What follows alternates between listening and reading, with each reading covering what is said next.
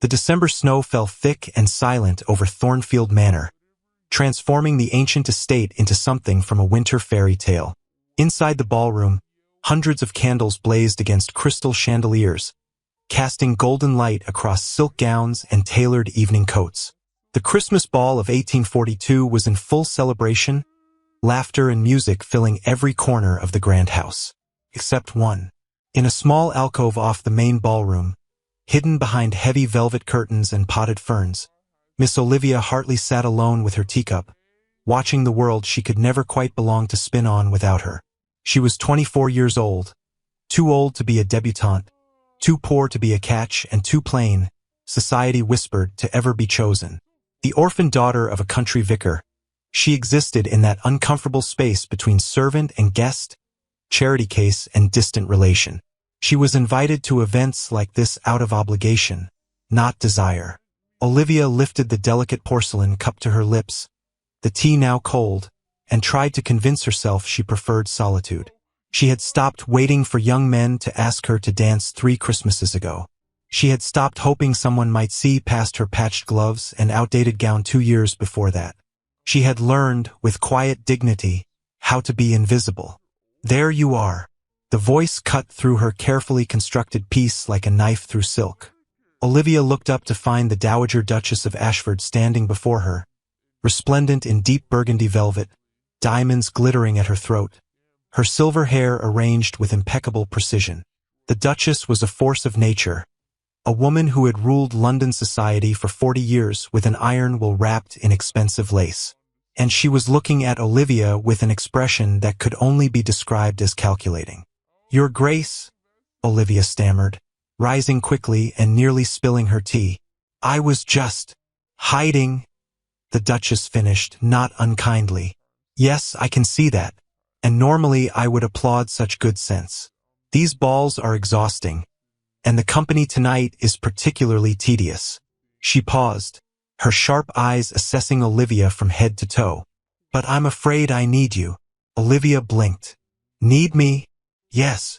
The Duchess sat down without invitation, her movements graceful despite her 70 years. "I have a proposition for you, Miss Hartley. One that will require quick thinking, excellent acting, and absolute discretion." Olivia's heart began to race. "I don't understand." The Duchess leaned forward, her voice dropping to barely above a whisper. "My grandson, the Duke of Ashford, is being hunted. There are no less than 7 ambitious mothers in that ballroom right now, each determined to trap him into an engagement before midnight. He came tonight only because I insisted, and he's already threatened to leave 3 times. I still don't see what this has to do with me, Your Grace." The Duchess smiled, and it was not entirely kind. "I need you to pretend to be his fiancée." Context setting. Olivia stared at the Dowager Duchess as if the woman had suddenly begun speaking in tongues. "Pretend to be his fiancée," she repeated slowly, certain she had misheard. "Yes, just for tonight. Just until the ball ends and these vultures return to their nests." The Duchess adjusted her gloves with practiced elegance. "Alexander, the Duke, is being overwhelmed. Lady Pemberton's daughter cornered him by the punch bowl. Mrs. Worthington's twins have him trapped in conversation about poetry he's never read. And worst of all, that dreadful Caroline Blackwood is circling like a shark." Olivia knew of Caroline Blackwood. Everyone did. Beautiful, wealthy, ruthless. The kind of woman who always got what she wanted. "But Your Grace, I'm nobody. No one would believe." "Precisely why it will work," the Duchess interrupted. "You're unknown enough that no one can immediately contradict the story.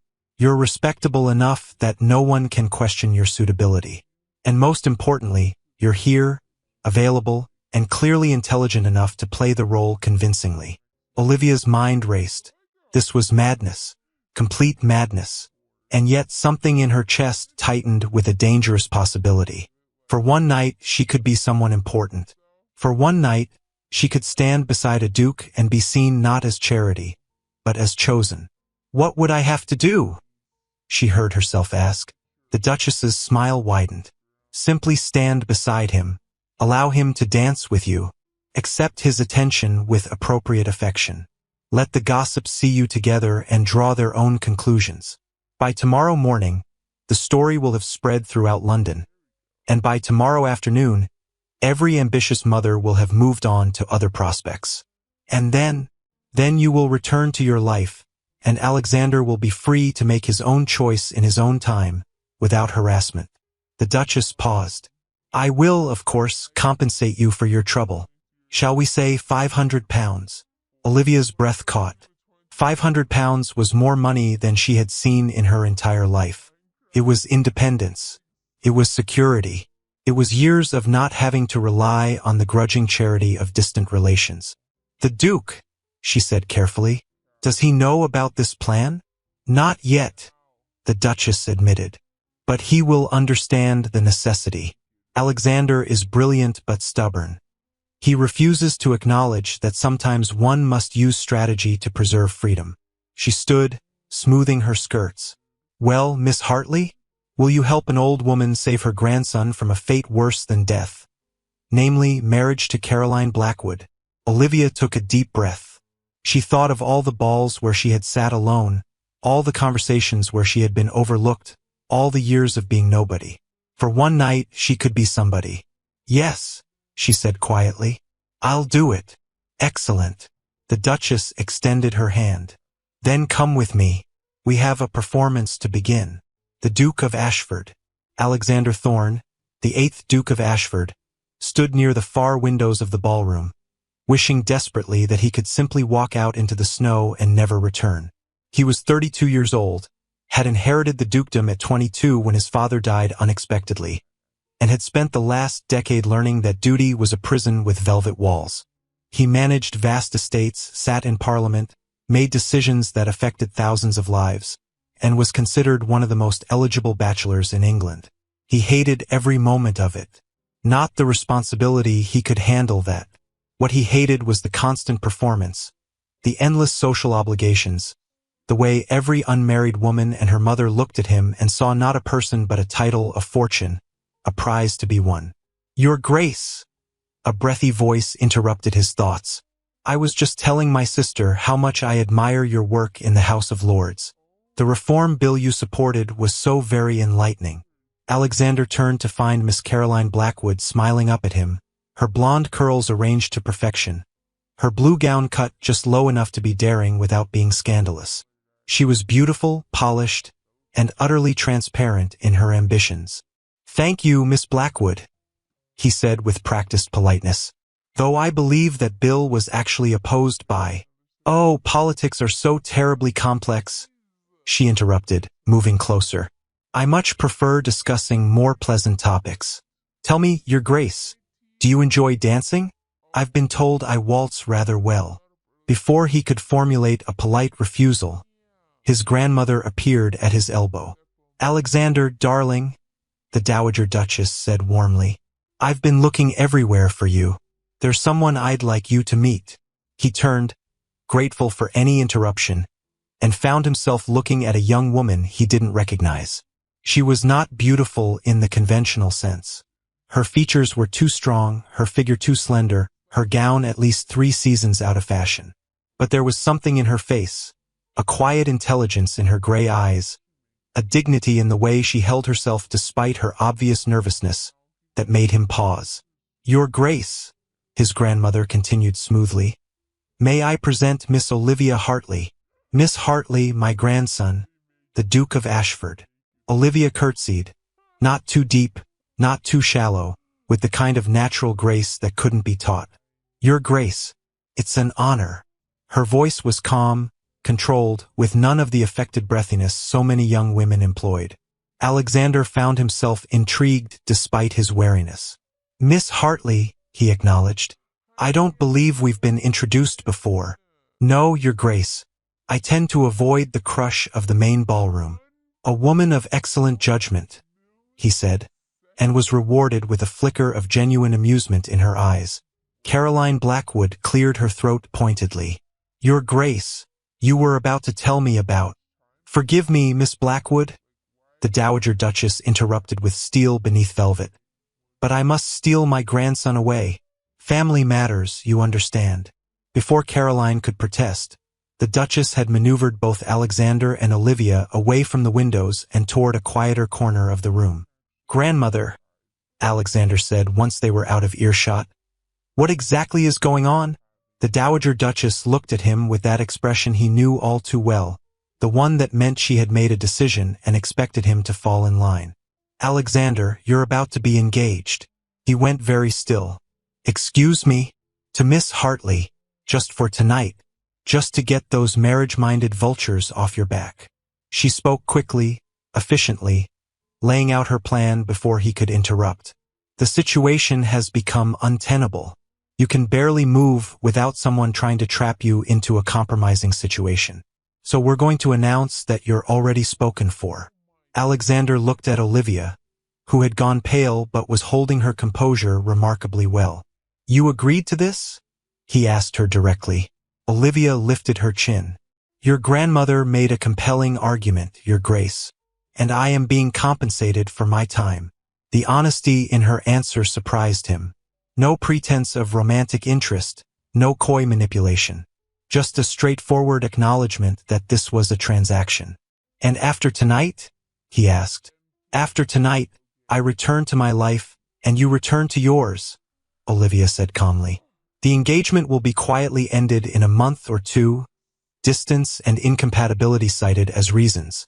No scandal, no damage to either reputation." Alexander studied her carefully. This was madness. His grandmother was asking him to participate in an elaborate deception that could backfire spectacularly if discovered. And yet, as he glanced back at the ballroom where Caroline Blackwood was already advancing on another target, he understood the appeal. One night of pretense in exchange for freedom. "Very well," he said finally. "But we do this properly. If we're going to deceive society, we need to be convincing." He turned to Olivia. "Miss Hartley, would you do me the honor of this dance?"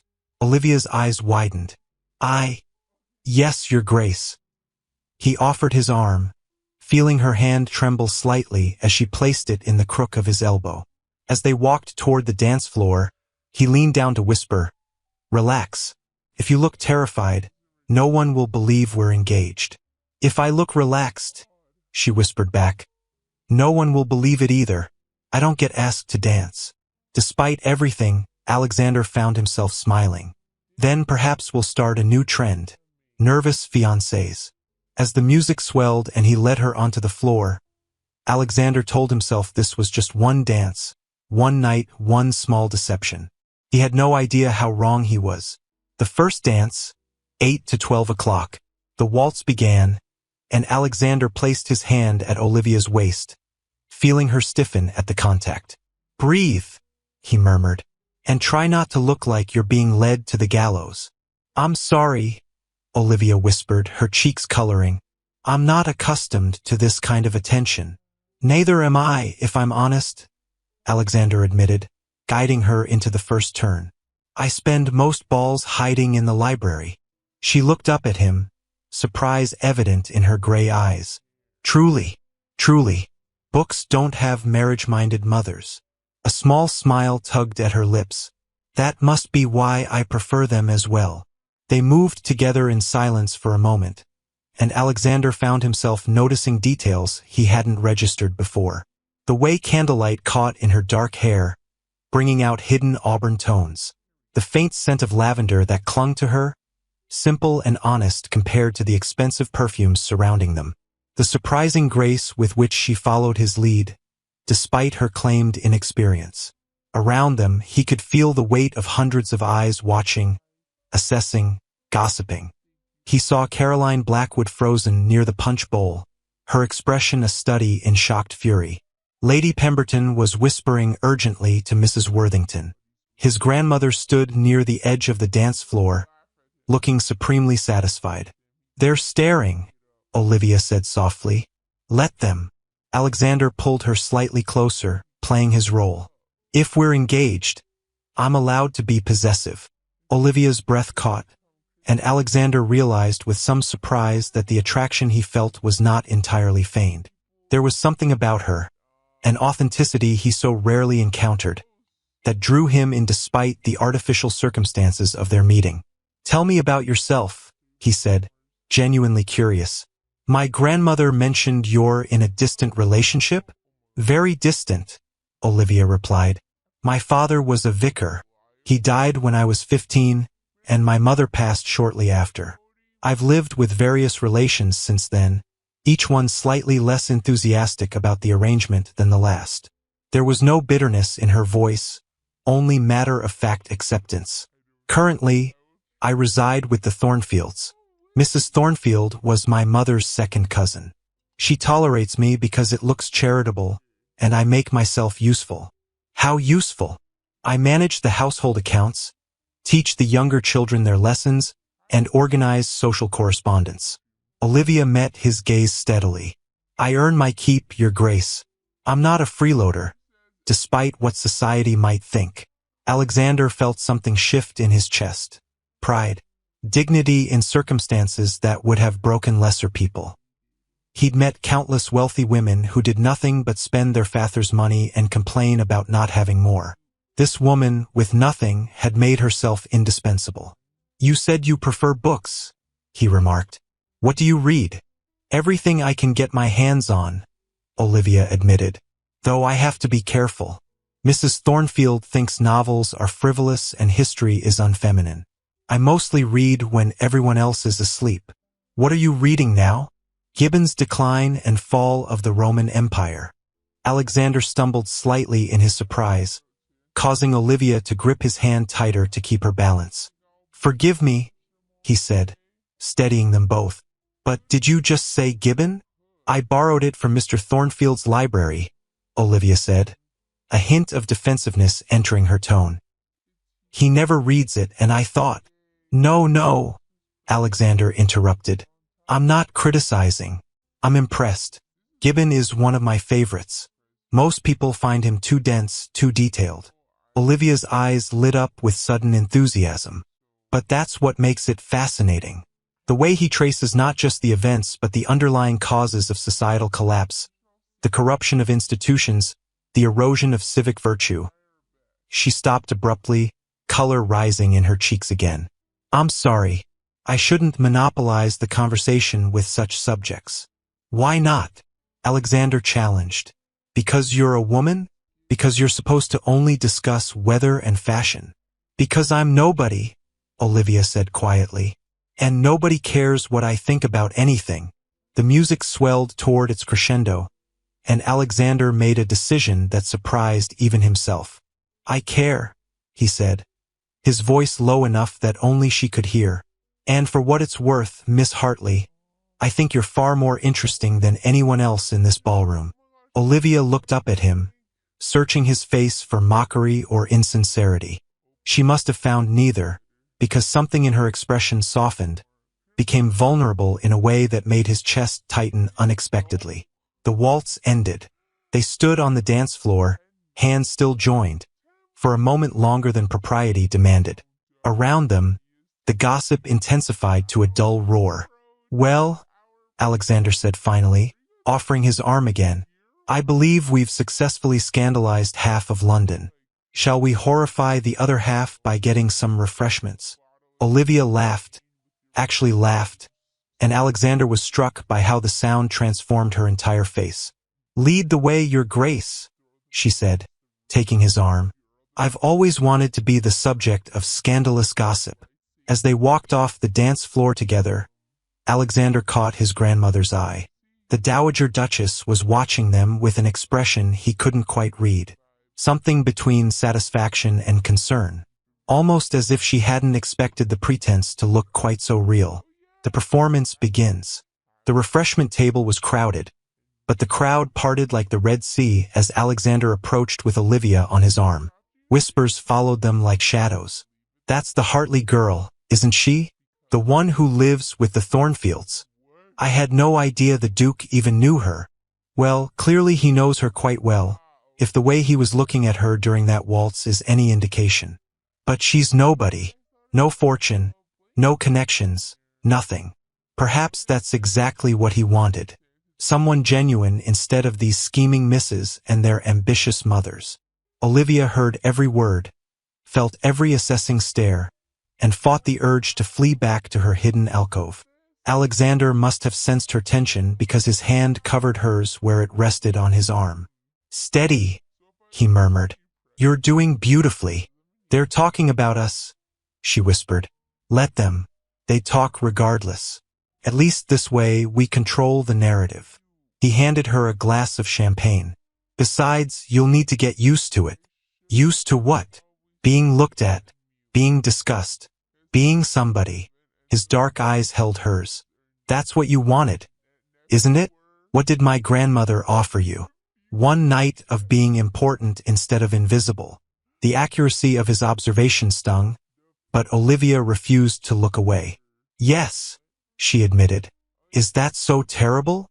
"Not terrible at all," Alexander said quietly. "Just honest. I appreciate honesty, Miss Hartley. It's rarer than you might think." Before she could respond, Caroline Blackwood materialized beside them like a beautiful, venomous snake. "Your Grace," Caroline said with a smile that didn't reach her eyes. "What a surprise to see you dancing. I was under the impression you didn't enjoy such frivolities." "I don't, as a rule," Alexander replied coolly. "But I make exceptions for my fiancé." The word hung in the air like a thunderclap. Caroline's smile froze. Several nearby conversations stopped mid-sentence. "Your fiancé?" Caroline repeated, her voice strangled. "Yes." Alexander turned to Olivia, his expression softening in a way that looked entirely genuine.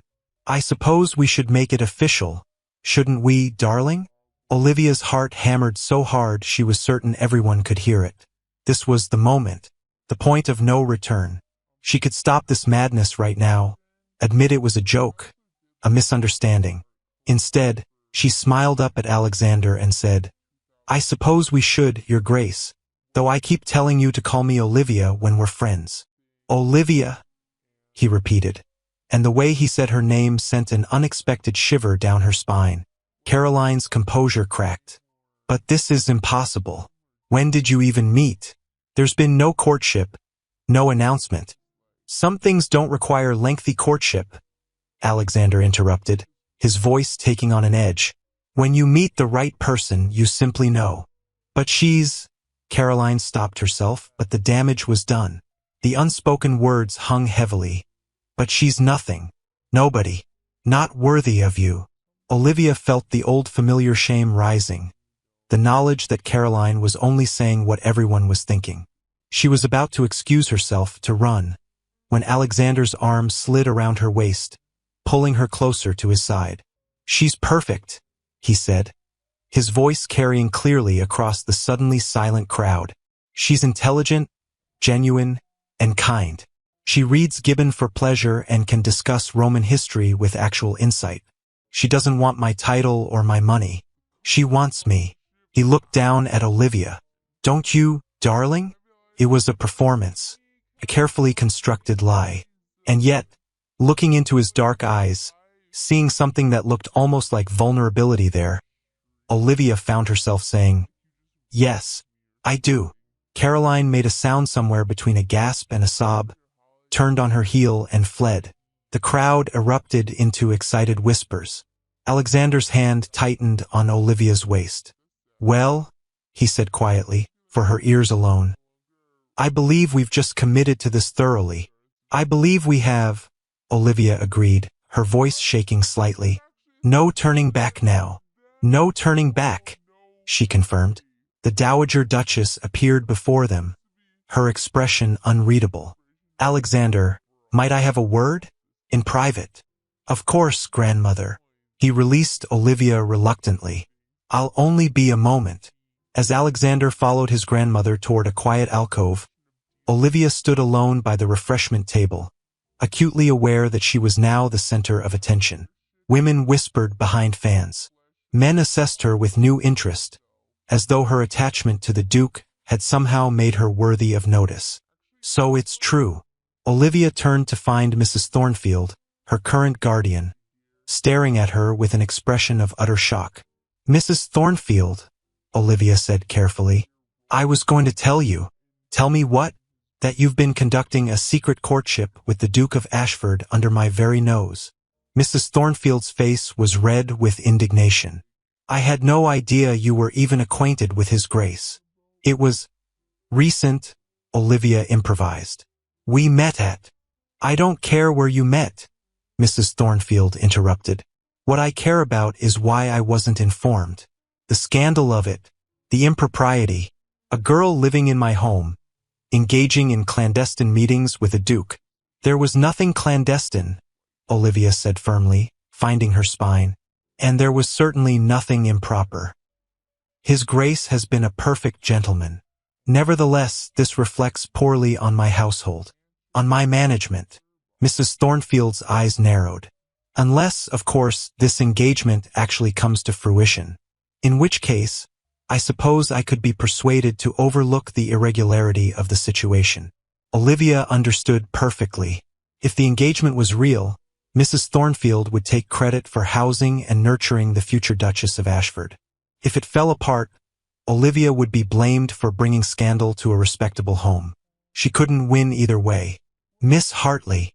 Olivia turned with relief to find Alexander returning, his expression carefully neutral. He'd clearly had an intense conversation with his grandmother. Your Grace, Olivia said, grateful for the interruption. I believe the next dance is beginning, Alexander said, offering his hand. And I promised you every dance tonight, did I not? You did, Olivia agreed, taking his hand and allowing him to lead her away from Mrs. Thornfield's calculating stare. Once they were out of earshot, Alexander's expression shifted to something more genuine. My grandmother wanted to ensure I understood the implications of our little performance. Apparently, the gossip has already spread beyond this ballroom. By morning, all of London will know the Duke of Ashford is engaged to an unknown girl named Olivia Hartley. And, Olivia asked, her stomach twisting with anxiety. And she wanted to make certain I had an exit strategy. Alexander paused at the edge of the dance floor. She suggested we could claim it was a misunderstanding, a joke taken too seriously. We could end this now before it goes any further. Olivia's heart sank. Of course, the performance was over. Reality was reasserting itself. She was about to become invisible again. I see, she said quietly, withdrawing her hand from his. Then I should. I told her no. Olivia froze. What? Alexander took her hand again, this time holding it firmly. I told her no. We're not ending this tonight. We're seeing it through, exactly as planned. His eyes searched hers. Unless you want to stop, I won't force you to continue if you're uncomfortable. I'm terrified, Olivia admitted. But I don't want to stop. Something in Alexander's expression shifted, softened. Neither do I, he said quietly, which is perhaps the most surprising part of this entire evening. He led her onto the dance floor again, and as the music began, Olivia allowed herself to believe, just for a moment, that this could be real, that she could be chosen, that she could belong, even if it was all just a beautiful, dangerous lie. The deepening deception. As the night wore on, the pretense became both easier and more difficult. Easier because Alexander was surprisingly good company. Between dances, he stayed by her side, bringing her refreshments, introducing her to people she'd never dared approach before, treating her with a solicitous attention that made her heart race even as her mind reminded her it was all performance. More difficult because the performance was beginning to feel less like acting and more like something dangerously close to real. You're frowning? Alexander observed as they stood together near the windows, watching snow fall in the darkness outside. Regretting your decision? Thinking about tomorrow, Olivia admitted. When this ends and everything returns to normal. Is normal so appealing? Normal is safe, Olivia said. This is. She gestured vaguely at the ballroom, at the way people were still watching them, at the way Alexander stood so close she could feel the warmth radiating from him. This is not safe at all. Alexander was quiet for a moment, his gaze on the falling snow. My father died when I was 22, he said finally. A riding accident. One moment he was alive and healthy and planning the estate's spring planting. The next he was gone. I became Duke overnight. Barely an adult. Suddenly responsible for thousands of people, dozens of properties, centuries of legacy. That must have been terrifying, Olivia said softly. It was. But you know what the worst part was? Alexander turned to look at her. The immediate change in how people treated me. Friends became supplicants. Acquaintances became petitioners. Every conversation became an opportunity for someone to want something from me. I spent 10 years learning how to spot manipulation, how to see through false sentiment, and how to protect myself from people who saw only the title, never the man. Is that why you avoid social events? Yes, and no. Alexander smiled wryly.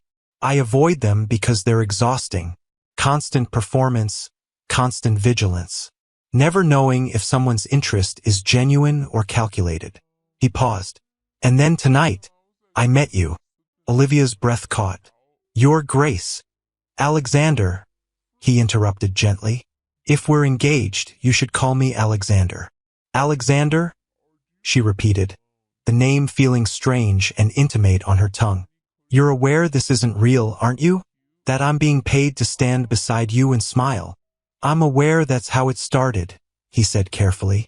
But that's not how it feels now. At least not to me. Before Olivia could respond, before she could process what he was saying, a commotion near the ballroom entrance drew their attention. A tall, broad-shouldered man in military dress was speaking animatedly with the Dowager Duchess. Even from across the room, Olivia could see the family resemblance. The same dark hair, the same strong features. That's my brother, Alexander said, tension entering his voice. Marcus. He wasn't supposed to arrive until tomorrow. Is that a problem? It might be. Marcus doesn't know about our arrangement.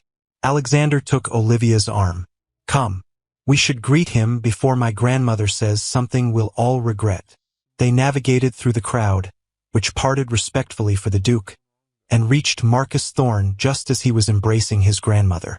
Alexander! Marcus turned with a broad grin, pulling his brother into a rough hug. Surprised? I managed to leave early.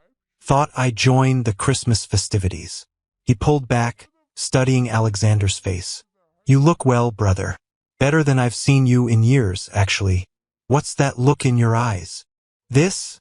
The Dowager Duchess said with a smile that Olivia was learning to distrust. Marcus, allow me to introduce Miss Olivia Hartley, your brother's fiancée. Marcus's jaw dropped.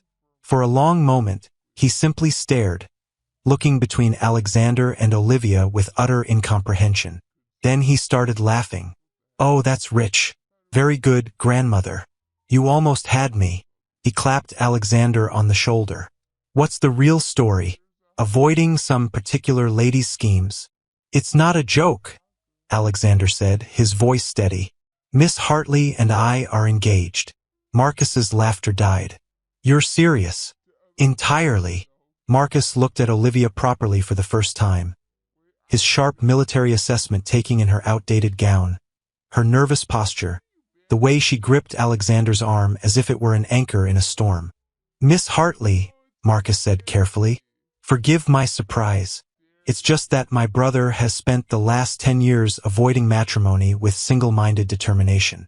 This is unexpected.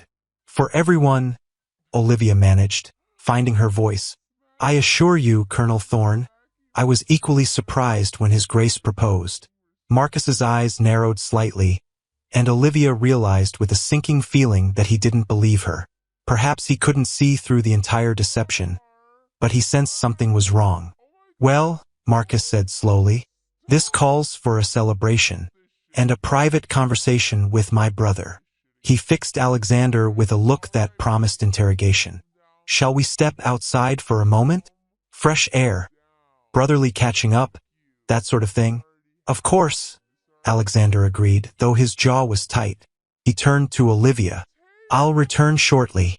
My grandmother will keep you company. As the two men walked toward the terrace doors, the Dowager Duchess sighed. That went better than expected. He doesn't believe us, Olivia said quietly. Marcus is perceptive. It's what makes him a good soldier. The Duchess took Olivia's arm, steering her toward a quieter corner. But it doesn't matter what Marcus believes, as long as everyone else does. And they do, my dear. Oh, they do. Out on the terrace, in the biting cold of winter, Marcus rounded on his brother the moment they were alone. What the hell is going on? Exactly what I said. Don't! Marcus interrupted sharply. Don't lie to me, Alexander. I know you. You don't fall in love overnight. You don't propose to women you've just met. And you certainly don't choose someone so utterly outside your social sphere without a damned good reason. He paused. So what's the real story? Is she pregnant? Are you being blackmailed? Did you compromise her and now you're doing the honorable thing? Nothing so dramatic, Alexander said, his breath fogging in the cold air. Grandmother arranged it. A temporary engagement to stop the matchmaking schemes. Miss Hartley agreed to help, and in exchange, she's being compensated. Marcus stared at him. You're pretending to be engaged. Yes. For the evening. For the duration needed to make it believable. Marcus dragged a hand through his hair. This is insane. Even for grandmother, this is absolutely mad. Do you have any idea what you're risking? If this gets out, if anyone discovers it's a sham, it won't, Alexander said, more confidently than he felt. Miss Hartley is discreet. She understands what's at stake. Does she? Marcus challenged. Or does she see an opportunity? A poor girl suddenly connected to a duke, even temporarily. That's a powerful piece of leverage, Alexander. What's to stop her from demanding more? From threatening exposure unless you actually marry her? The accusation hung between them, ugly and cold as the winter night. She's not like that, Alexander said, surprised by the vehemence in his own voice. How do you know? You just met her. I know, Alexander insisted. She's honest, genuine. She has no interest in trapping me. Marcus studied his brother carefully. You like her. She's interesting. You like her, Marcus repeated. This isn't just a convenient arrangement anymore, is it? You're actually attracted to this girl. Alexander turned away, looking out over the snow-covered gardens. It doesn't matter what I feel. This ends after Christmas. She returns to her life. I return to mine. That was the agreement. Agreements can change, Marcus said quietly, especially when feelings are involved. There are no feelings, Alexander said firmly. It's one night, a performance, nothing more. But even as he said it, he knew he was lying. The midnight revelation. As midnight approached, the ball reached its crescendo. Musicians played with renewed vigor. Guests danced with increasing abandon aided by generous amounts of champagne. And Olivia found herself swept along in a current she no longer had any control over. She had danced every dance. She had been introduced to more people in one evening than she'd met in the last 3 years. She had been complimented, assessed, whispered about, and watched with an intensity that was both thrilling and exhausting. And through it all, Alexander had stayed by her side. You look tired, he observed as they took a brief respite from dancing, standing together in the shadows of a large marble column. I am, Olivia admitted. I'm not accustomed to this much attention, or this much champagne. Alexander smiled. How much champagne have you had? Enough to make this all seem almost real, Olivia said, then immediately wished she hadn't. The admission was too honest, too revealing. But Alexander didn't mock her. Instead, his expression grew serious. It does feel real, doesn't it? He said quietly. More real than it should. Your Grace. We're alone, he interrupted gently. You can call me Alexander. Alexander, Olivia said, the name still strange on her lips. We need to be careful. Your brother is watching us. He's suspicious. I know. And I think we've made this too convincing. Olivia's heart was racing. Whether from champagne or proximity to Alexander, she couldn't tell. People will expect courtship to continue. They'll expect wedding plans, announcements, all the things that come with a real engagement. Then we'll give them what they expect, Alexander said. For a few weeks, maybe a month. Then we'll quietly end things. Distance, incompatibility, mutual decision. No scandal, no drama. And in the meantime? In the meantime, we continue exactly as we are. Alexander's hand found hers in the shadows, his fingers warm against her cold skin. Would that be so terrible? Spending more time together. Olivia's breath caught. This was dangerous. This was exactly what she'd feared, that the pretense would start to feel too much like possibility, that she would start to hope for things that could never be. Yes, she whispered. It would be terrible, because when it ends, her voice broke. When it ends, and it will end, I'll have to go back to being invisible. But now I'll know what it felt like to be seen, to be chosen, even if it was all pretend.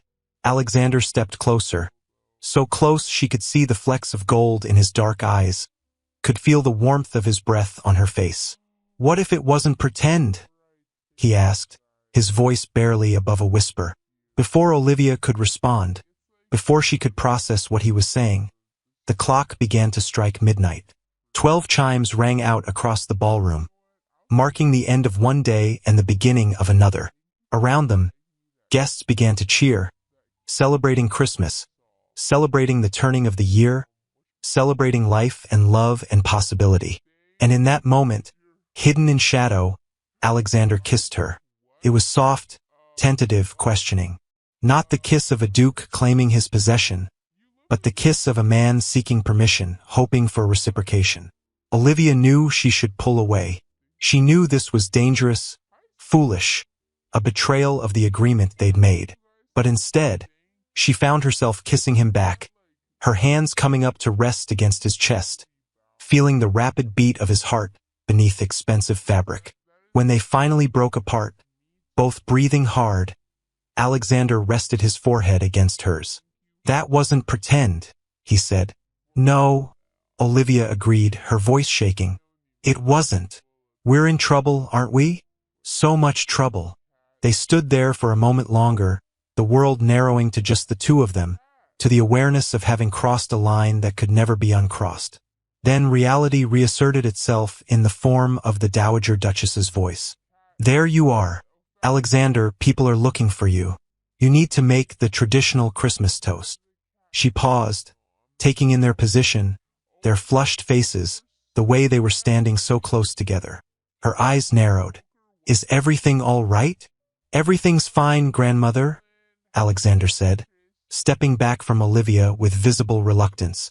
The Duchess looked between them with an expression that was part satisfaction, part concern. Well, come along then, both of you. Let's give the guests what they're expecting. They followed the Duchess back into the main ballroom, where guests had gathered in anticipation of the Duke's traditional toast. Alexander was handed a glass of champagne, and the room fell silent. He lifted his glass, looking out over the assembled crowd with the practiced ease of a man born to command attention. Ladies and gentlemen, he began, his voice carrying clearly across the space. Thank you all for joining us tonight to celebrate Christmas at Thornfield Manor. This time of year reminds us of what matters most: family, tradition, and the bonds we forge with one another. Polite applause rippled through the crowd. This year's celebration is particularly special for me, Alexander continued, and Olivia felt her stomach drop as she realized what he was about to do. Because I have wonderful news to share with you all. No, he couldn't. This was supposed to be subtle, a rumor allowed to spread naturally, not an official announcement. I have asked Miss Olivia Hartley to be my wife, Alexander said, his eyes finding hers across the room. And she has made me the happiest of men by accepting. The ballroom erupted. Applause, cheers, excited chatter. Women rushed forward to congratulate Olivia, who stood frozen in shock. Men clapped Alexander on the shoulder, offering congratulations and bawdy jokes about married life. Through it all, Olivia could only think, what have we done? This was no longer a simple deception that could be quietly ended. This was an official announcement, made before hundreds of witnesses, that would be reported in every society paper by morning. This was real. Or at least it would have to appear real for far longer than one night.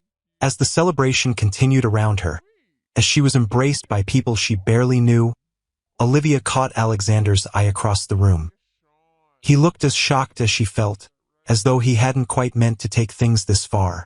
But it was too late now. They were engaged, and somehow they would have to figure out what that meant. The morning after, Olivia woke the next morning with a pounding headache and a sense of creeping dread. Sunlight streamed through the curtains of her small room in the servants' wing of the Thornfields' London townhouse. For a brief, blissful moment, she thought the previous night had been a dream. Then she saw the gown hanging over her chair, the expensive silk now wrinkled and wine-stained, and memories came flooding back.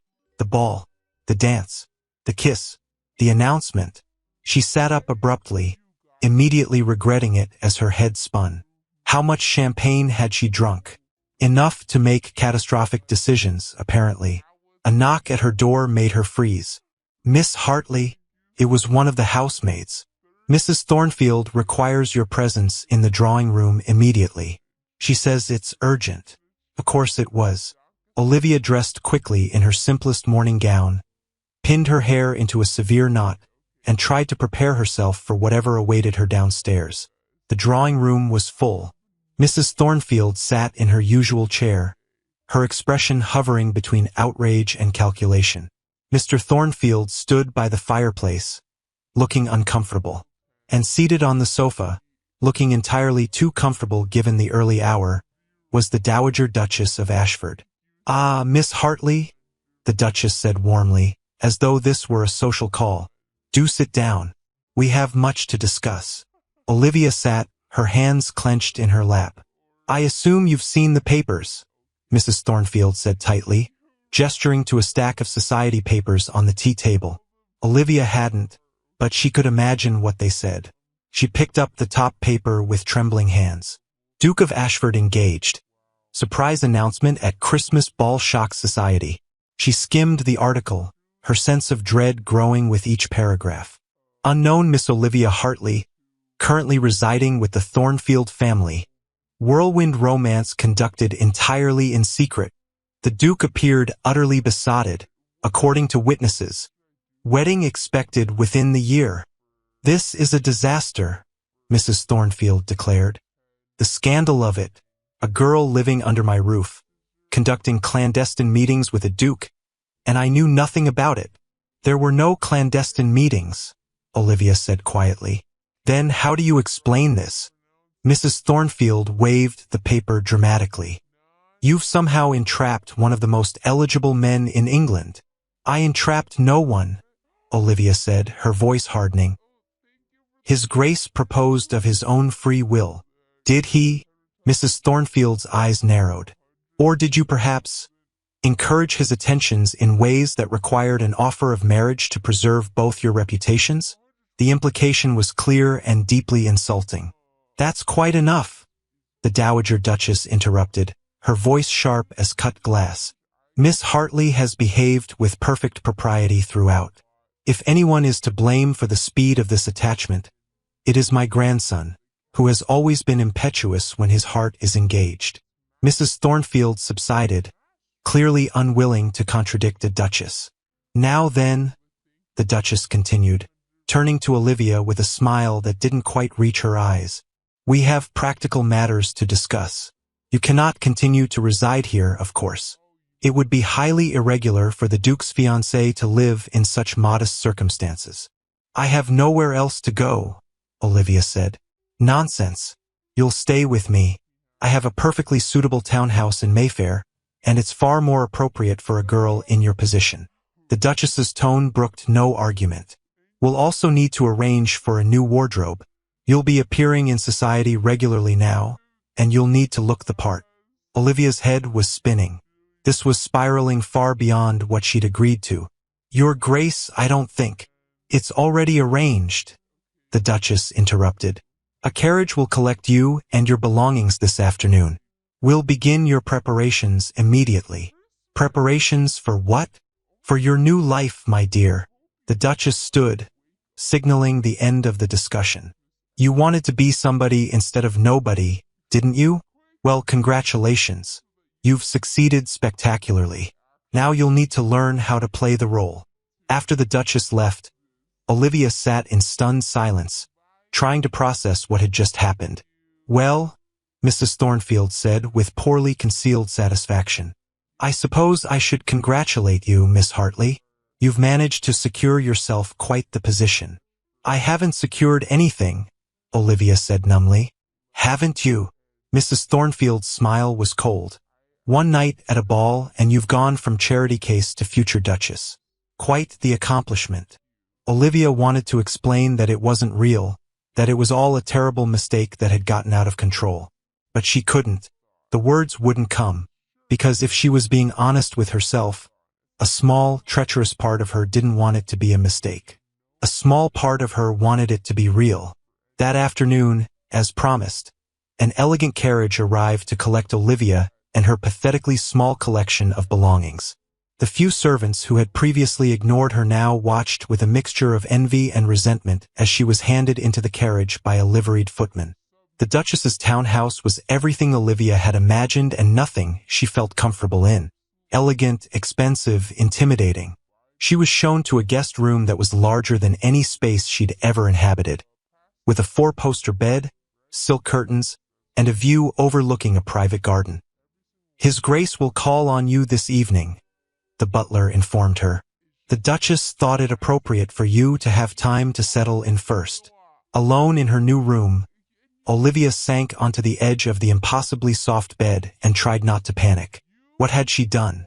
This was supposed to be one night, one simple performance. Instead, she'd somehow ended up engaged to a duke, living in Mayfair, preparing for a life she had no business living. And the worst part, the truly terrifying part, was that she'd kissed him, and he'd kissed her back. And for a moment, it had felt more real than anything else in her entire carefully controlled life. A knock at her door interrupted her spiraling thoughts. Miss Hartley, a young woman in a maid's uniform, entered, carrying a stack of fashion magazines. Her Grace thought you might like to look through these before the modiste arrives tomorrow. She said you'll need to choose fabrics for your new wardrobe. New wardrobe? Olivia repeated faintly. Oh yes, miss.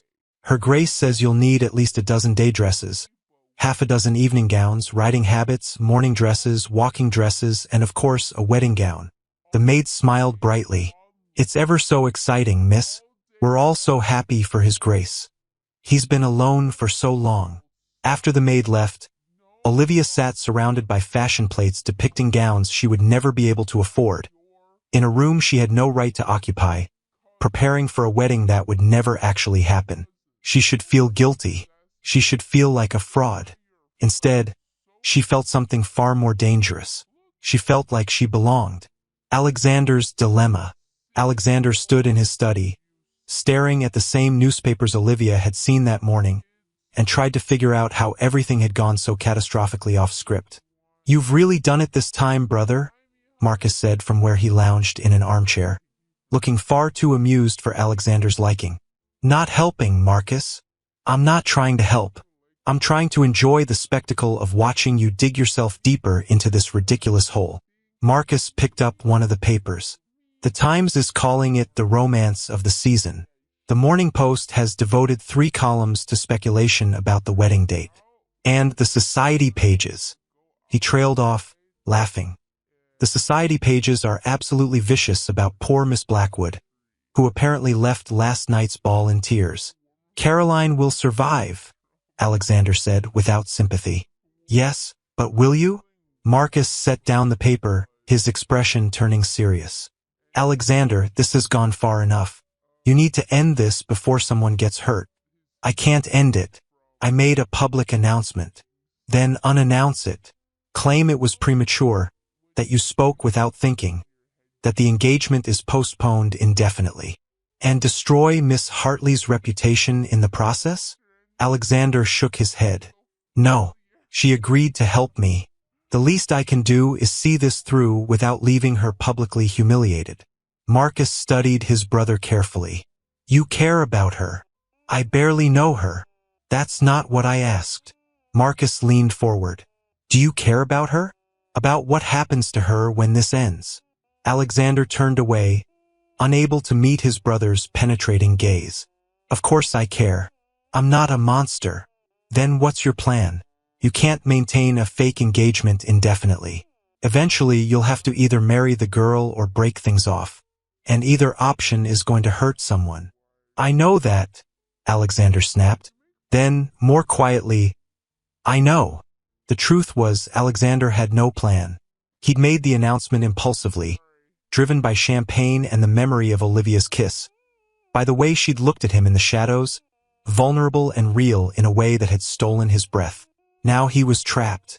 Not by deception, but by something far more complicated. He liked her, more than I liked her. In one evening, Olivia Hartley had managed to get past every defense he'd carefully constructed over the past decade. She'd seen him not as a duke or a title or a fortune, but as a person. She challenged him intellectually, made him laugh, made him feel for the first time in years that he was having a genuine conversation rather than participating in social theater. And when he'd kissed her, it hadn't felt like a pretense at all. What do you know about her? Marcus asked, interrupting Alexander's thoughts. Beyond what grandmother arranged. What's her background? Her family? Her circumstances? She's the daughter of a country vicar. Both parents are deceased. She's been living as a dependent of distant relations, earning her keep by making herself useful. Alexander paused. She reads Gibbon. What's your criteria for a suitable wife? Literary taste. She reads Gibbon for pleasure, Marcus, without anyone forcing her. She understands societal decay, institutional corruption, and the cyclical nature of history. Alexander turned back to his brother. Do you have any idea how rare that is? How rare it is to meet someone who genuinely cares about ideas rather than appearances. So you're attracted to her mind. I'm attracted to her honesty, Alexander corrected. She told me straight out that she was being paid to stand beside me. No pretense of romantic attachment, no manipulation, just a straightforward acknowledgement that it was a transaction. That kind of honesty is refreshing, Marcus suggested. Essential, Alexander said firmly. I've spent 10 years surrounded by people who tell me what they think I want to hear. Olivia told me the truth, even when it made her vulnerable. That's not something you find easily. Marcus was quiet for a long moment. You're going to marry her, aren't you? I don't know, Alexander admitted, but I'm not going to end things just because it's complicated. She deserves better than to be used and discarded. Even if marrying her is what society expects rather than what either of you actually wants, it was the question Alexander had been avoiding. Did he want to marry Olivia? Or was he simply trying to do the right thing after creating an impossible situation? He didn't have an answer. A knock at the study door interrupted them. The butler entered, carrying a calling card on a silver tray. Your Grace, Miss Hartley is here to see you. Alexander's heart jumped. Show her in. Marcus stood quickly. I'll leave you to it. But Alexander, he paused at the door. Don't make decisions based on obligation. That never ends well. After Marcus left, Alexander had exactly 30 seconds to compose himself before Olivia entered. She looked different, still herself but somehow more polished. Her hair was arranged differently, and she wore a New Day dress in deep blue that actually fit properly, highlighting her figure in ways her borrowed gowns never had. But it was her expression that caught his attention. She looked frightened and determined in equal measure. Your Grace, she said formally. Olivia. He crossed to her, taking her hand. You didn't need to be so formal. Not after last night. Last night was a mistake, Olivia said, pulling her hand away. And I'm here to discuss how we're going to fix it. Alexander felt something tighten in his chest. Fix it? Yes. Olivia began to pace, her words coming in a rush. The announcement was premature. We both know that. This was supposed to be one evening, not an actual engagement. So we need to develop a strategy for ending this quietly and minimizing the damage to both our reputations. I see, Alexander said carefully. And what strategy do you propose? We maintain the engagement for a few weeks, long enough that ending it won't seem suspicious. Then we quietly agree that we're not suited, part ways amicably, and that's that. She stopped pacing, meeting his gaze. You return to your life and she faltered. I return to mine. Where will you return to? Alexander asked. Mrs. Thornfield has made it clear you're no longer welcome in her home. Your other relations have likely heard the news and will assume you're either a fortune hunter or a ruined woman when the engagement ends. Olivia paled. I'll figure something out. Will you? Alexander stepped closer.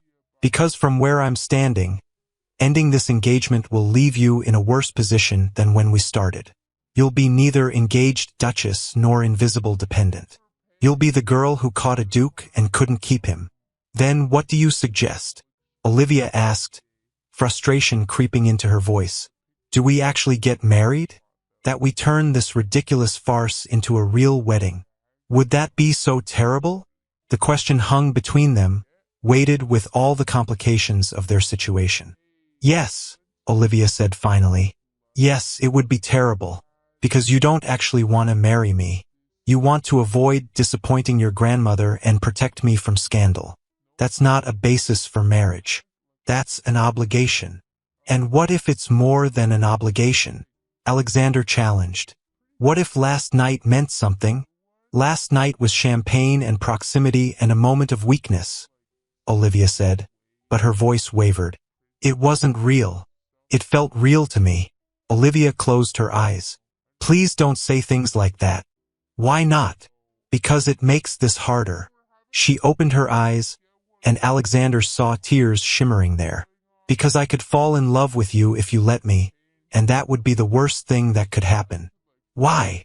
Alexander asked, though he thought he knew the answer. Because you're a duke, and I'm nobody. Because even if you married me out of obligation or temporary affection, eventually you'd regret it. Eventually, society would wear you down with their disapproval. Eventually, you'd look at me and wish you'd chosen someone suitable. You think I care that much about society's opinion? I think you care more than you admit, Olivia said gently. And I think eventually, that caring would poison whatever affection exists between us now. Alexander wanted to argue, wanted to tell her she was wrong, that he was stronger than that what he felt was genuine and permanent. But he couldn't, because part of him wondered if she was right. So what do we do? He asked finally. We continue as planned, Olivia said, wiping away a tear that had escaped.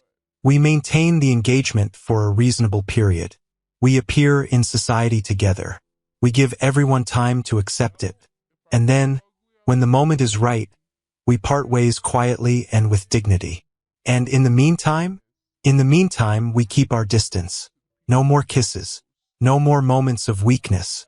We treat this as what it is, a business arrangement that serves both our purposes.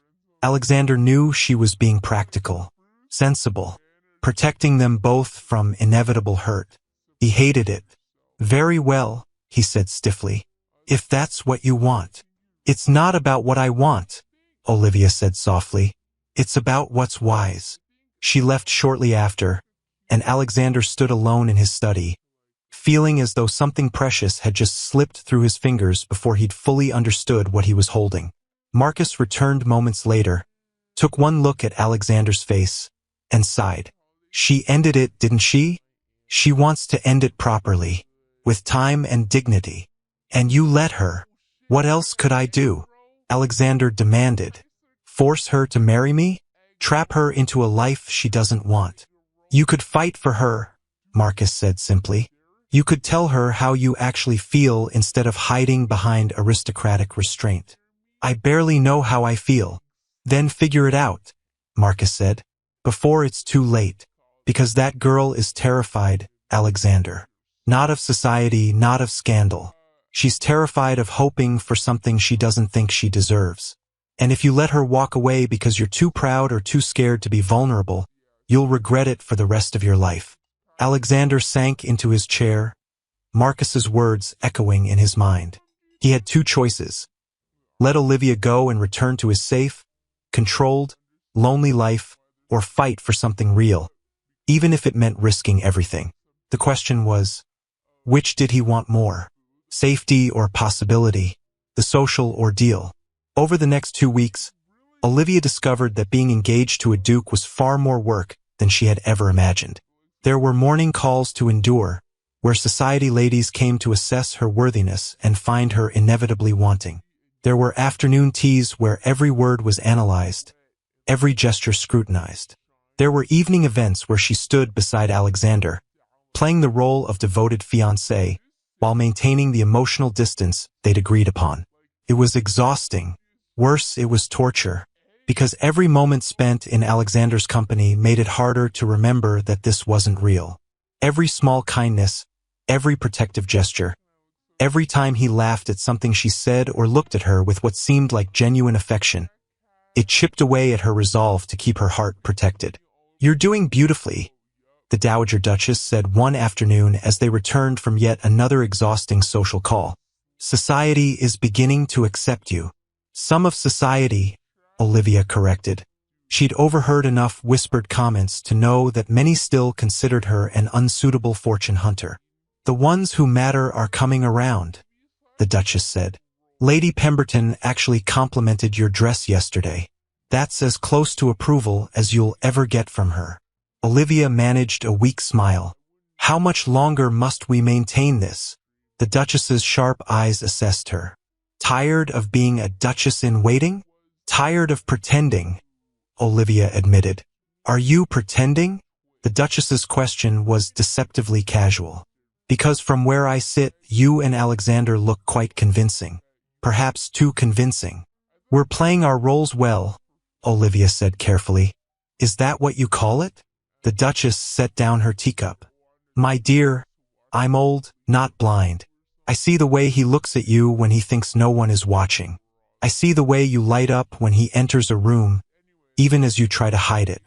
This stopped being pretense somewhere between the first dance and now." "It doesn't matter," Olivia said. "It still can't be real." "Why not?" "Because I'm not suited to this life. I don't belong in your world." "You've been navigating my world perfectly well for 2 weeks," the Duchess pointed out. "Better than many girls born into it, actually. You're intelligent, gracious under pressure, and you have a spine of steel hidden under that modest exterior. Those are the qualities of a good Duchess. But I'm not." "Not what?" "Not wealthy. Neither was Alexander's great-grandmother, and she became one of the most respected duchesses in England. Not titled? Neither was his grandmother on his father's side. Not beautiful." The Duchess laughed. "My dear, beauty fades. The character doesn't. And you have character in abundance." Olivia felt tears prick her eyes. "Why are you saying this?" "Because I made a mistake," the Duchess admitted. "I engineered this arrangement thinking it would be simple. A convenient fiction to protect Alexander from unwanted attention. I didn't expect—" She paused. "I didn't expect either of you to actually care for each other.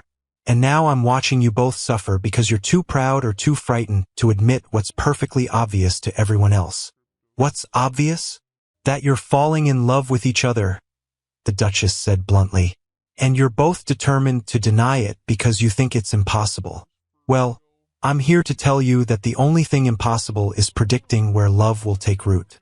Sometimes it grows in the most unlikely places." Before Olivia could respond, a footman entered with a calling card. "Miss Caroline Blackwood to see Miss Hartley," he announced. The Duchess and Olivia exchanged glances. "Show her in," the Duchess said after a moment. "And stay close, Miss Hartley. I suspect this won't be a friendly visit."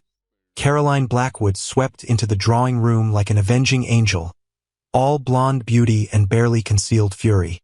"Miss Hartley," she said with a smile that didn't reach her eyes.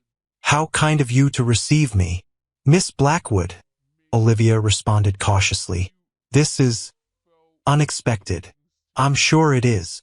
Caroline sat without being invited, arranging her expensive skirts with practiced elegance. "I'll be direct. I know what you're doing." "I beg your pardon?" "This engagement," Caroline said, her voice dropping to barely above a whisper. "It's not real, is it? You've somehow convinced the Duke to pretend attachment to avoid more suitable matches. I don't know how you managed it, whether you're blackmailing him or whether his grandmother arranged it, but I know it's a sham." Olivia's heart hammered, but she kept her expression neutral. "That's quite an accusation, Miss Blackwood." "It's the truth." Caroline leaned forward. "The Duke and I have known each other for years. He's never shown interest in any woman, and suddenly he's engaged to someone nobody's ever heard of? After one evening? It's too convenient to be genuine." "Perhaps he simply met the right person," Olivia suggested. "Or perhaps," Caroline said with venomous sweetness, "you're a clever fortune hunter who saw an opportunity and took it. But here's what you don't understand, Miss Hartley. These arrangements never last. Eventually, the Duke will tire of this game. He'll end the engagement, and you'll be left with nothing but a reputation in tatters." "Is there a point to this visit?" the Duchess interrupted coldly. "Beyond baseless accusations and threats?" Caroline turned to the Duchess, her smile never wavering. "I'm simply offering friendly advice, Your Grace. Miss Hartley should take her compensation, whatever it is, and walk away now, before this becomes a genuine scandal rather than an amusing diversion." "Your concern is noted," Olivia said, finding her voice, "but unnecessary. The Duke and I are quite happy with our arrangement." "For now," Caroline said, standing gracefully, "but arrangements change. And when this one does, when you're cast aside, don't expect sympathy from society. We protect our own, Miss Hartley, and you are not one of us." After Caroline left, Olivia sat in shaken silence.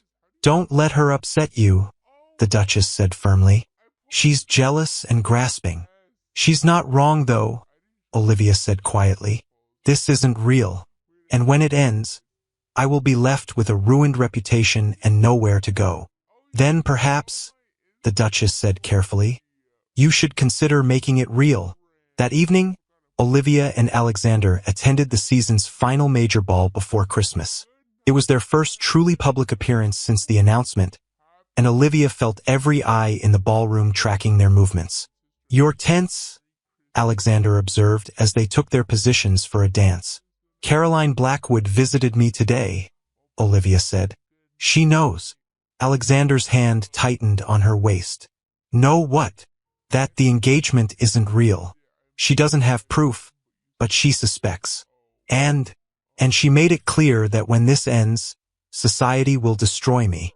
Olivia met his gaze. "She's right. We need to end this soon, before the damage becomes irreversible." "What if I don't want to end it?" Alexander asked quietly. Olivia missed a step, stumbling slightly before Alexander caught her. "Don't say that." "Why not? It's the truth." He guided her through the next turn, his eyes never leaving hers.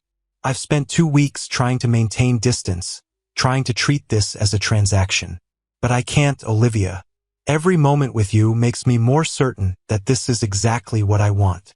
"You want an engagement that began as a lie?" "I want you," Alexander said simply. "I want your intelligence, your honesty, your quiet strength. I want more conversations about Gibbon and Roman history. I want to see you smile without worrying that you're not supposed to be happy. I want—" He paused. "I want to stop pretending that this doesn't matter." Olivia felt tears prick her eyes. "You're being foolish." "Probably, but I'd rather be foolish and honest than sensible and miserable. Society will never accept me." "Society can go to hell," Alexander said with surprising vehemence. "I don't need society's approval. I need yours. Olivia, I'm asking you to consider making this engagement real. Not because of obligation or scandal or any practical reason, but because I think we could be genuinely happy together. You barely know me. I know enough. I know you're brave enough to walk into a ballroom alone. I know you're kind enough to help a desperate grandmother protect her grandson. I know you're honest enough to tell the truth even when lying would serve you better. I know you kiss like you mean it." Olivia's breath caught. "Alexander, I'm in love with you," he said, the words soft but certain. "I don't know when it happened. Maybe during that first dance. Maybe when you admitted you read Gibbon at midnight. Maybe when you agreed to this ridiculous scheme despite knowing how badly it could end. But I'm in love with you, Olivia Hartley. And I don't want to let you go. The music swelled around them, but Olivia barely heard it. Her entire world had narrowed to the man holding her, to the sincerity in his dark eyes, to the impossible possibility he was offering. Say something, Alexander prompted gently. I'm terrified, Olivia whispered. So am I. If I say yes, if I tell you that I love you too, there's no going back. This becomes real, with all the complications and difficulties and social consequences. I know. And you're willing to risk that? Your reputation, your standing, all of it. For me. For us, Alexander corrected. And yes, absolutely yes. Olivia closed her eyes, feeling the weight of the decision before her. She could say no, could protect them both from potential pain, could end this before her heart became even more entangled. Or she could say yes, could risk everything for the possibility of genuine happiness, could choose to believe that sometimes love did conquer all, even class differences and social disapproval. Olivia, Alexander said, his voice holding a note of desperation. Please, take a chance on me, on us. She opened her eyes and looked at him, really looked at him, seeing past the title and the wealth and the social position to the man underneath. The man who read in libraries to avoid balls. The man who wanted genuine connection more than appropriate marriage. The man who had kissed her like she mattered. Yes, she whispered. Yes, yes, Olivia repeated. Louder this time, more certain. I'm in love with you too, and I want to marry you. Not because of obligation or scandal, but because you see me, actually see me, and I see you. And somehow, despite everything, that's enough. Alexander's face transformed, joy breaking through aristocratic restraint like sunlight through clouds. Without caring that they were in the middle of a crowded ballroom, he pulled her close and kissed her. Around them, the crowd erupted. Some in shock, some in delight, some in outrage. But Olivia didn't care. For the first time in her life, she had been chosen. Really chosen. Not out of charity or obligation, but out of genuine love. She had finally, miraculously, found where she belonged.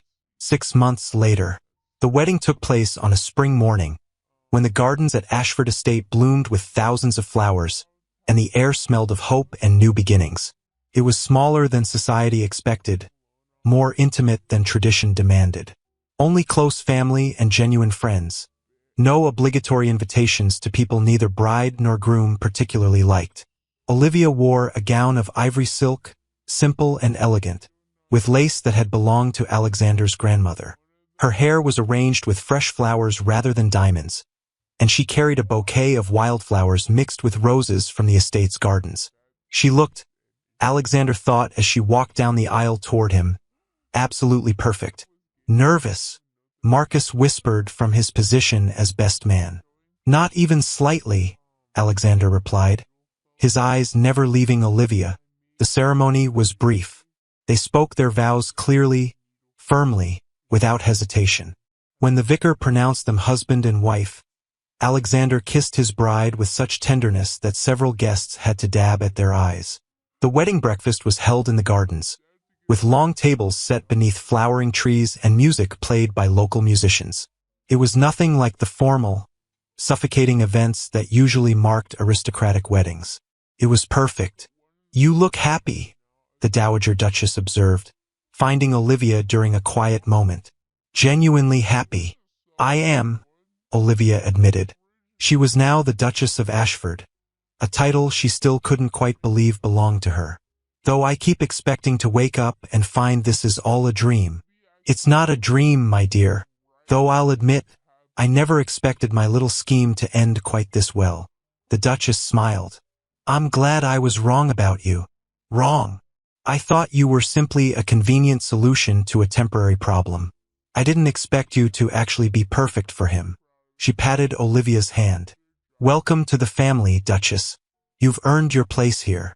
As the afternoon wore on, Olivia found herself standing with a group of women who had once looked down on her.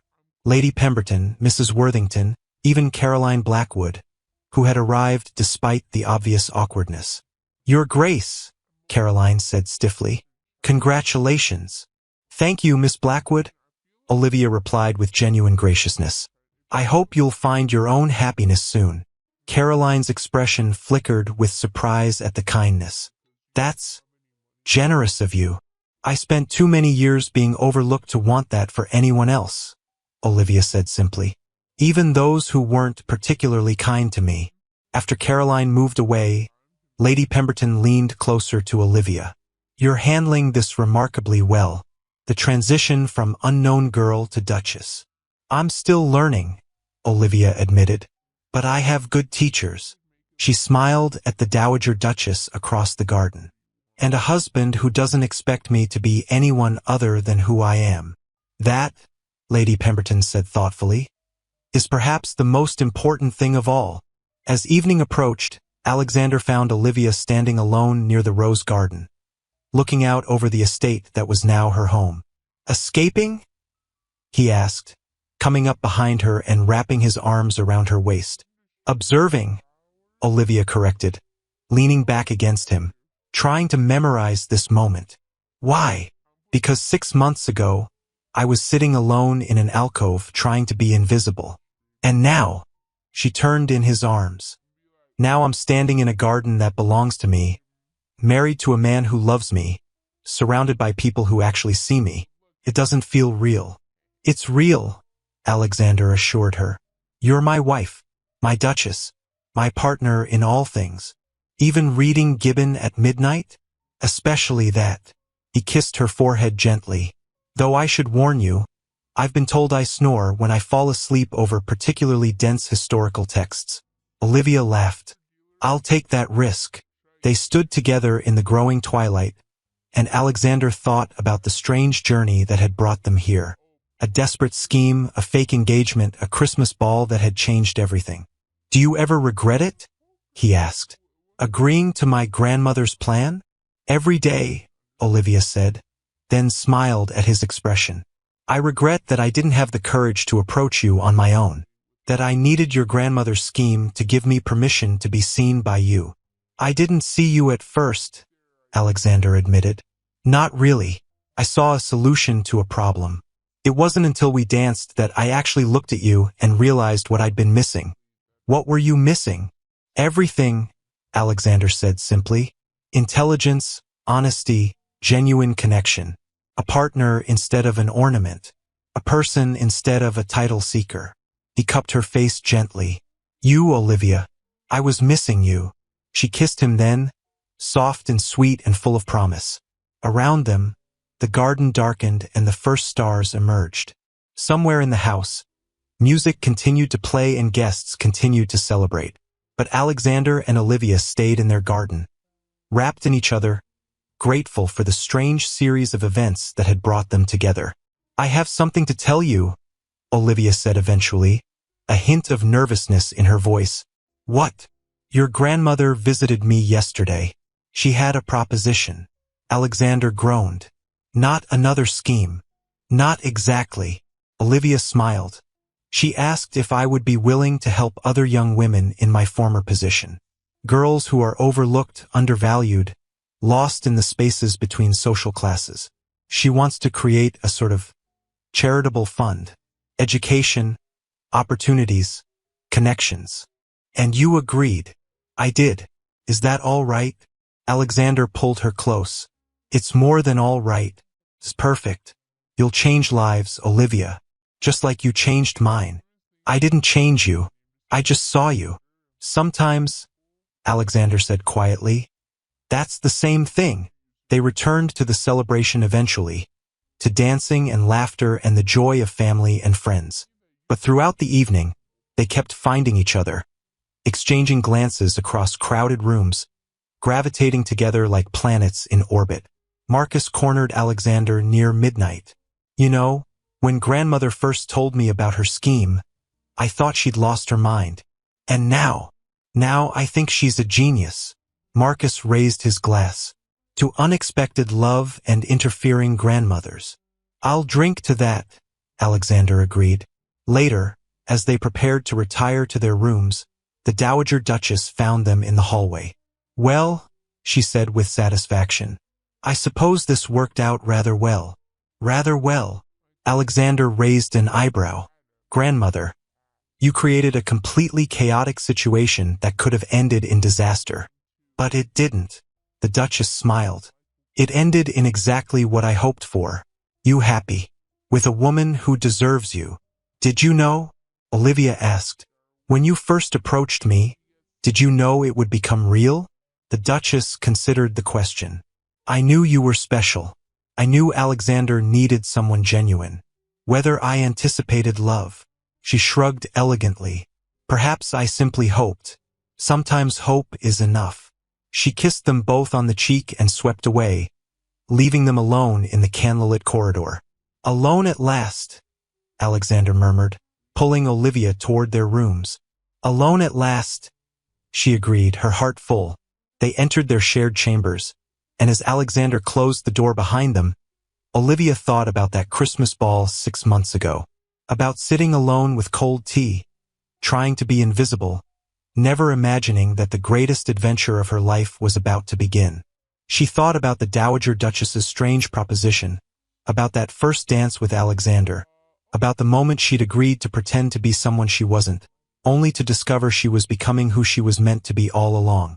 She thought about Caroline Blackwood's warning that she wasn't one of them, and realized Caroline had been right. Olivia wasn't one of them. She was something better. She was herself, completely and unapologetically. What are you thinking about? Alexander asked, loosening his cravat. About belonging, Olivia said. I spent so long thinking I needed to become someone else to be worthy of belonging somewhere. I thought I needed to be beautiful or wealthy or titled or exceptional in some way. And now I realize I was already worthy. I always was. I just needed someone to see it. She moved into his arms. Thank you for seeing me. Thank you for letting me, Alexander replied. They kissed, slow and deep, the kiss of two people who had all the time in the world, who had chosen each other freely and completely. Outside, winter had finally given way to spring. The Christmas season that had brought them together was long past, replaced by new growth, new possibilities, new life. Inside, a duke and his duchess held each other close and marveled at how a single evening, a desperate scheme, and one brave choice had changed everything. Olivia had gone to that Christmas ball expecting nothing. She had left engaged to a duke, her heart full of impossible possibilities. And now, 6 months later, she stood in her own home, beside her own husband, living a life she had never dared to dream of. Sometimes, she thought, the most beautiful love stories began with the most unlikely circumstances. Sometimes being seen was more powerful than being beautiful. Sometimes the girl having tea alone in the corner was exactly the one the Duke had been looking for all along. She just had to be brave enough to step into the light. And Alexander had to be brave enough to see her standing there. Together, they had built something real from a foundation of pretense.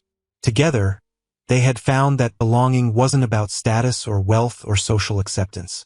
It was about being seen, being chosen, being loved for exactly who you were. And in that, they had both found everything they'd been searching for.